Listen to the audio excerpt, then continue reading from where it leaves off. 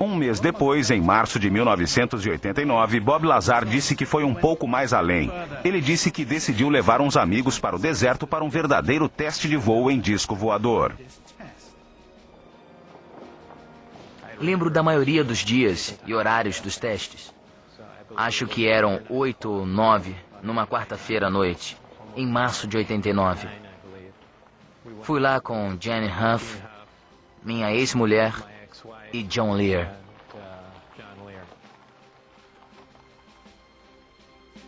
Logo depois de eu ter anotado uns horários de voos, uma luz branca surgiu do chão e pairou no ar. Depois começou a fazer manobras radicais e a se lançar de um lado ao outro no céu, fazendo uns movimentos inacreditáveis no ar.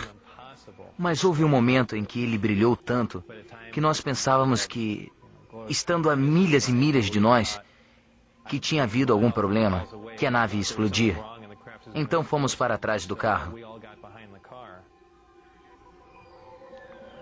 Chegava cada vez mais perto. Chegou até as montanhas na nossa direção e pudemos ver que tinha um formato de elipse. É estranho de explicar. Parecia algo que iria começar a explodir, mas que parou. Não explodiu e se dissipou. A luz é tão intensa que o cérebro interpreta uma explosão prestes a acontecer. Lazar conta que na sua terceira visita com seus amigos para observarem os discos à noite, ele foi detido. Afirma ter sido levado para interrogatório a um local desconhecido e nunca mais ter retornado à Área 51. Eles ameaçaram matar minha esposa. Disseram que nada os deteria.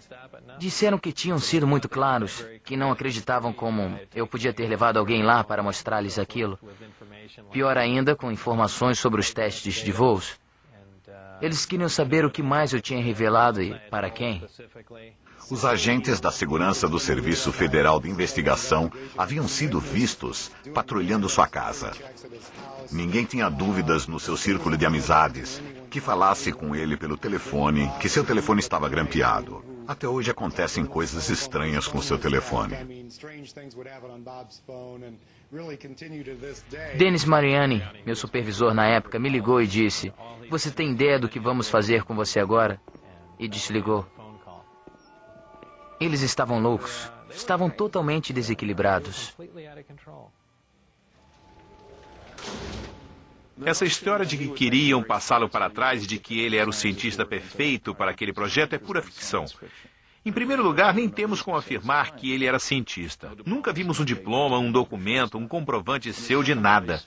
Em segundo, trabalho com segurança há 14 anos. As pessoas que trabalham com segurança são muito mais sérias do que isso.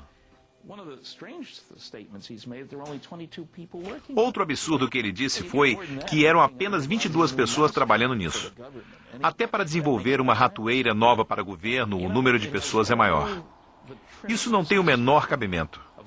E essa história é bem antiga, de que alguém que se imagina mais forte, mais inteligente, mais rápido que os outros. Pesquisei bastante sobre Bob Lazar. Eu o conheci, tirei cópia do seu formulário W2, que é um dos documentos do Estado para pagamento. Seu formulário em particular dizia que ele trabalhava para o Departamento de Inteligência da Marinha Americana. Minha investigação desse documento e das afirmações de Bob Lazar seguiram os procedimentos rígidos de pesquisa séria. Contactei o Departamento de Inteligência da Marinha Americana e constatei que eles tinham emitido aquele W2. Investiguei o assunto na Receita Federal. Eles me disseram textualmente: "Parece ser legítimo." O documento era verdadeiro. Não era algo que tinha sido forjado. Havia uma série de números no documento que eu pude conferir novamente e constatei que eram confidenciais. Na verdade, a Receita Federal ficou num beco sem saída quando tentou rastrear o funcionário relacionado ao tal documento. Suas atividades pessoais também sugeriam que ele fosse alguém muito fácil de ludibriar. Certamente ele não seria o candidato número 1 para ser escolhido para se envolver num projeto de alta tecnologia como esse. Alguém que precisasse de credibilidade. Oshler de fato tentou investigar as credenciais de Lazar, mas não conseguiu achar nenhuma prova, a não ser seu contra-cheque. George Knapp, de Las Vegas, foi a primeira pessoa a divulgar a história de Lazar. Até hoje, ele é quem mais investigou sobre a credibilidade de Lazar, mas afirma que seus esforços ainda não tiveram sucesso. Comecei por sua afirmação de ter trabalhado no laboratório de Los Alamos. Achei que esse seria um bom começo, porque se ele trabalhou em Los Alamos, certamente se formou em algum lugar. Eles não contratam pessoas sem referências. E se ele trabalhou em Los Alamos, especificamente em missões secretas, seria de se esperar que ele tivesse sido contratado em algum outro lugar, em Nevada, para trabalhar em algum projeto do gênero. Em Los Alamos não recebemos nem boa vontade. Não queriam atender nossos telefonemas. Diziam que não tinham informações, que não tinham nada arquivado sobre ele. Eu perguntava, tem certeza? Não, nada nos arquivos. Eu mostrava a página da caderneta telefônica que mostrava que Bob estava lá. Mostrava o artigo de jornal que indicava que ele estava lá. Tem certeza? Não conhece nenhum Bob Lazar? Talvez temos aqui o número da sua identidade, mas para nós ele não trabalhou. Isso aconteceu em todas as etapas da tentativa de rebuscar seu passado. Várias das questões referentes ao passado de Bob permanecem sem uma resposta satisfatória, até mesmo para mim, apesar de termos chegado a nos conhecer melhor ao longo dos anos e de eu ter trabalhado com ele mais do que qualquer outro pesquisador de OVNIs. Bob Lazar afirma ter trabalhado em uma base que ele chama de S4, no Lago Papuz. Mas estaria ele dizendo a verdade? Sua única prova é um contra-cheque do Departamento de Inteligência da Marinha. Ele apresenta um salário irrisório de menos de $1.000, não muito para um cientista de segurança máxima. Ele não tem como provar sua formação acadêmica ou científica, e os órgãos científicos e de pesquisa do governo com que entramos em contato não possuem absolutamente nenhum registro de Bob Lazar. Mas o estado de Nevada, sim. Ele foi condenado por um crime. Bob Lazar estaria sendo vítima de um complô para difamá-lo, como ele afirma? Ou teria ele juntado as peças da realidade e da ficção para meticulosamente montar uma farsa? Na minha opinião, ele é um indivíduo inteligente que está contando uma história. E já o fez muitas vezes para pessoas que não procuraram saber a seu respeito e que acham normal a ideia de o governo ter lhe isentado de suas responsabilidades. Se a história é ou não uma fraude, não se sabe. Mas a verdade é que milhares de pessoas à parte afirmam ver luzes estranhas no céu acima da Área 51, que eles chamam de OVNIs. Podem ser discos voadores, aeronaves militares, mas o próprio número de visões transformou Raquel, em Nevada, na capital americana dos OVNIs.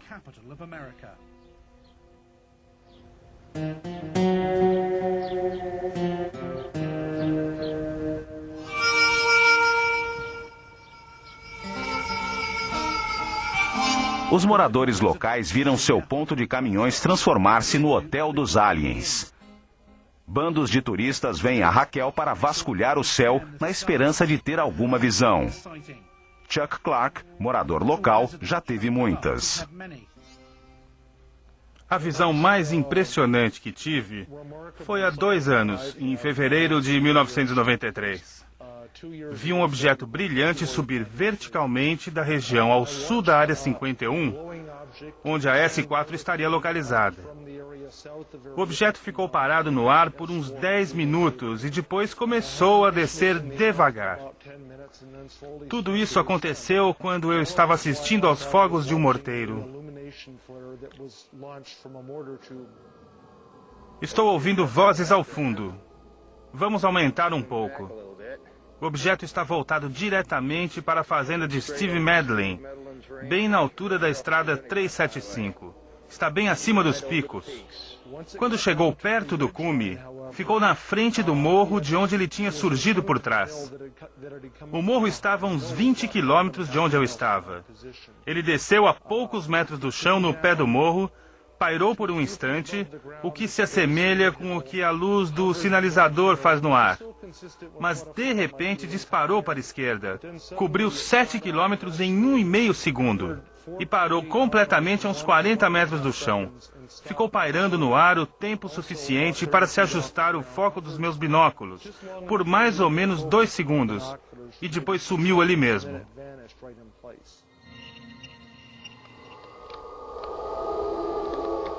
Examinamos a filmagem de Chuck Clark em detalhes, mas não chegamos a nenhuma conclusão, além de que aquilo era uma filmagem de uma imagem fora de foco, feita a uma boa distância. Mas quanto ao que seria o objeto, permanece o mistério. Certamente essas são naves que funcionam com uma física que normalmente não aparece no nosso dia a dia. As manobras G que essas coisas fazem são impossíveis. O elemento mais curioso é o fato desses objetos terem a habilidade de pairar no ar, de perder e ganhar altitude numa linha vertical, como um helicóptero faz, só que sem fazer barulho. E eles eram extremamente brilhantes, com luzes que mudavam de cor.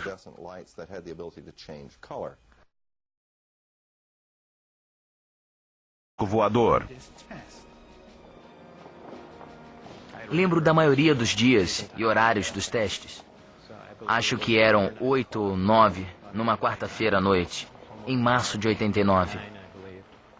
Fui lá com Jenny Huff, minha ex-mulher, e John Lear.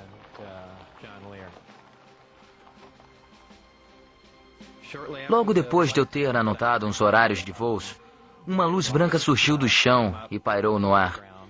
Depois começou a fazer manobras radicais e a se lançar de um lado ao outro no céu, fazendo uns movimentos inacreditáveis no ar. Mas houve um momento em que ele brilhou tanto que nós pensávamos que, estando a milhas e milhas de nós, que tinha havido algum problema, que a nave ia explodir. Então fomos para trás do carro. Chegava cada vez mais perto. Chegou até as montanhas na nossa direção e pudemos ver que tinha um formato de elipse. É estranho de explicar. Parecia algo que iria começar a explodir, mas que parou. Não explodiu e se dissipou. A luz é tão intensa que o cérebro interpreta uma explosão prestes a acontecer.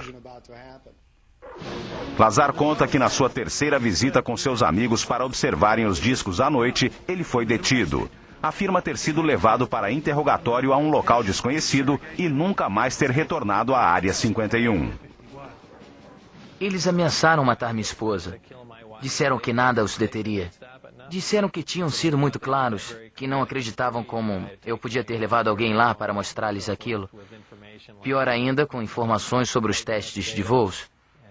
Eles queriam saber o que mais eu tinha revelado e para quem.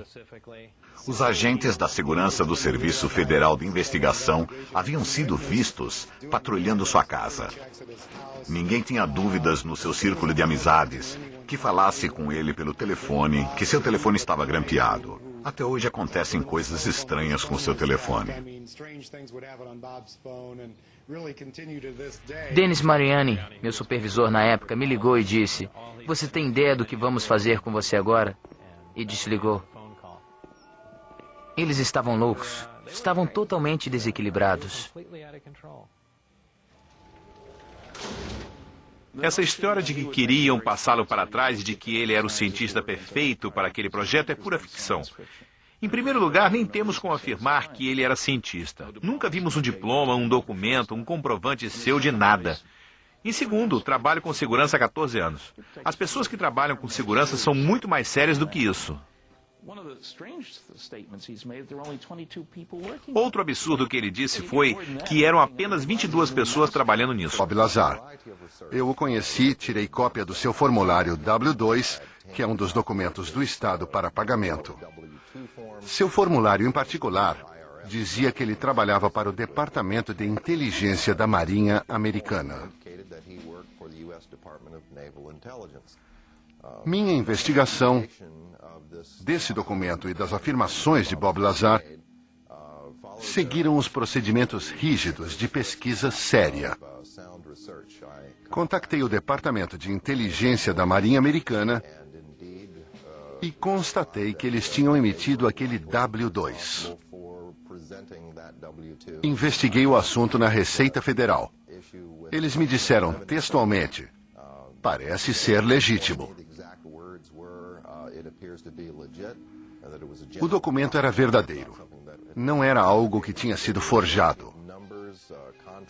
Havia uma série de números no documento que eu pude conferir novamente e constatei que eram confidenciais. Na verdade, a Receita Federal ficou num beco sem saída quando tentou rastrear o funcionário relacionado ao tal documento. Suas atividades pessoais também sugeriam que ele fosse alguém muito fácil de ludibriar. Certamente ele não seria o candidato número 1 para ser escolhido para se envolver num projeto de alta tecnologia como esse. Alguém que precisasse de credibilidade. Oshler de fato tentou investigar as credenciais de Lazar, mas não conseguiu achar nenhuma prova, a não ser seu contra-cheque. George Knapp, de Las Vegas, foi a primeira pessoa a divulgar a história de Lazar. Até hoje, ele é quem mais investigou sobre a credibilidade de Lazar, mas afirma que seus esforços ainda não tiveram sucesso. Comecei por sua afirmação de ter trabalhado no laboratório de Los Alamos. Achei que esse seria um bom começo, porque se ele trabalhou em Los Alamos, certamente se formou em algum lugar. Eles não contratam pessoas sem referências. E se ele trabalhou em Los Alamos, especificamente em missões secretas, seria de se esperar que ele tivesse sido contratado em algum outro lugar, em Nevada, para trabalhar em algum projeto do gênero. Em Los Alamos não recebemos nem boa vontade. Não queriam atender nossos telefonemas. Diziam que não tinham informações, que não tinham nada arquivado sobre ele. Eu perguntava: tem certeza? Não, nada nos arquivos. Eu mostrava a página da caderneta telefônica que mostrava que Bob estava lá. Mostrava o artigo de jornal que indicava que ele estava lá. Tem certeza? Não conhece nenhum Bob Lazar? Talvez temos aqui o número da sua identidade, mas para nós ele não trabalhou. Ideia de o governo ter lhe isentado de suas responsabilidades. Se a história é ou não uma fraude, não se sabe, mas a verdade é que milhares de pessoas à parte afirmam ver luzes estranhas no céu acima da Área 51, que eles chamam de OVNIs. Podem ser discos voadores, aeronaves militares, mas o próprio número de visões transformou Raquel, em Nevada, na capital americana dos OVNIs.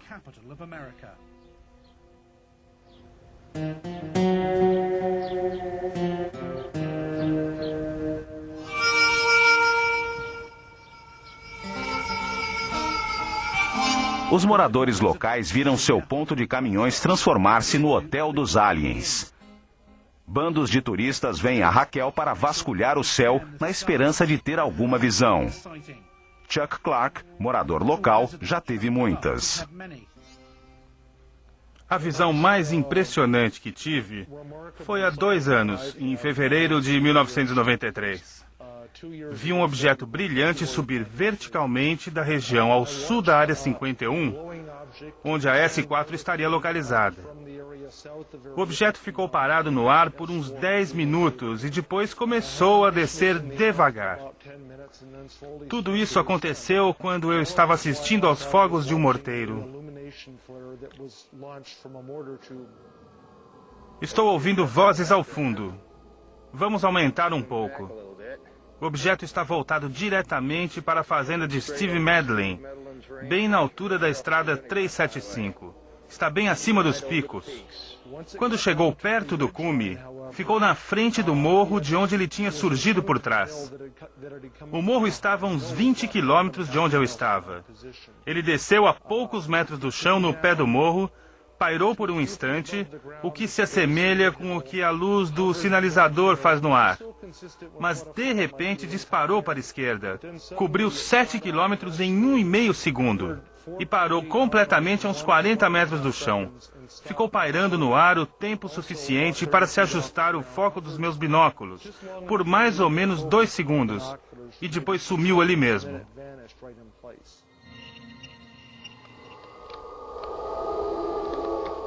Examinamos a filmagem de Chuck Clark em detalhes, mas não chegamos a nenhuma conclusão, além de que aquilo era uma filmagem de uma imagem fora de foco, feita a uma boa distância. Mas quanto ao que seria o objeto, permanece o mistério.